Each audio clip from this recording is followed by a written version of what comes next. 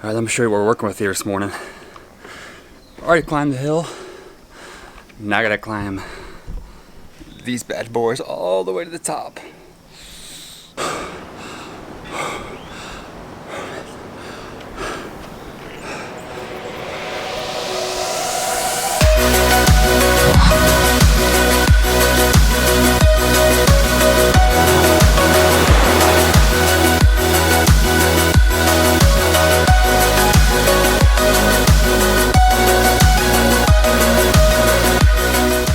Got my breath back here. So worth it though, coming up here and seeing this view. I mean, it's a hike. You gotta start down by the water and come all the way up here. You're definitely out of breath by the time you get here, but the view is so worth it. So today we're talking about what makes you uncomfortable. I think there's a lot of things in life that can make us feel really uneasy, and we really have to push ourselves or challenge ourselves to conquer those fears, to push past that uncomfortable zone. That could be anything. Every person's different. Whatever makes you uncomfortable is unique for each person. For me, I'm not much of a public speaker. I don't much care for being the center of attention. It's hard for me to share my faith in a different language. And these are just a few things that are hard for me to overcome my fears per se and push past the uncomfortable zone.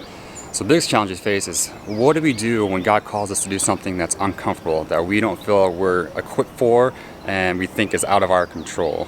So today I'm just giving you 3 tips that I apply to my life to push past the uncomfortable zone, to do the things God's calling me to do, even when they're hard and when they're uncomfortable.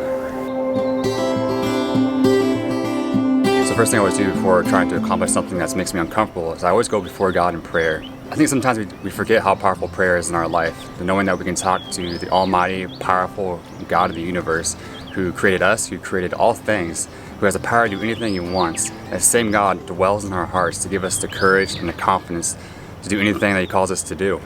And I think sometimes we're faced with something that God's calling us to do that's challenging, is forgetting that God is on our side. God is the one who is not only calling us to do that thing, but he's also the one who's going to give us the power and the courage to accomplish that task. So the first thing I always do is go before God in prayer, come before him with my quests, come before him with my fears, and just pray for confidence and the courage to do what he's calling me to do. Wow, I'm one hot, sweaty mess. I was literally about to take the drone up and then literally starts raining. The worst. Well, I'm kind of waiting for this rain to fizzle out here so I can fly this drone. I'll give you guys the second point here that I have. The second thing that I do that really helps me overcome those fears is have accountability. I usually tell a friend or two about what I feel God's calling me to do, and maybe the fears or insecurities that I have about it, and ask them to pray for me and encourage me and hold me accountable that I actually do what God's calling me to do. And this is huge because a lot of times if we're the only one who knows what we need to do and what God's calling us to do, we can make up a lot of excuses of why not to do just the exact thing God's calling us to do.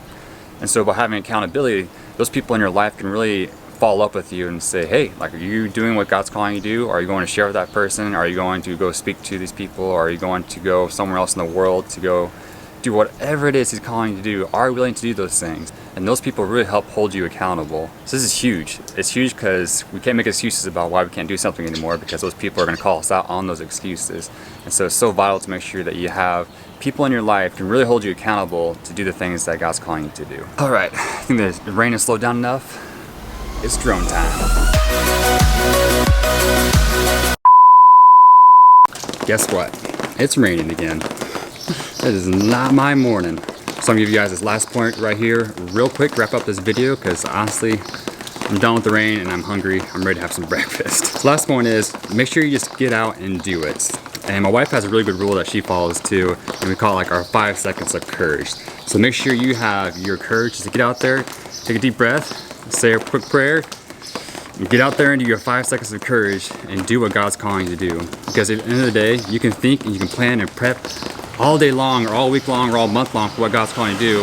But at the end of the day, you have just got to get out there and do it. So sorry for kind of the randomness of the video today with the rain and the weather, but hope you guys enjoyed it. But I'm gonna go get something to eat for breakfast, and I should catch you guys in the next episode. Peace.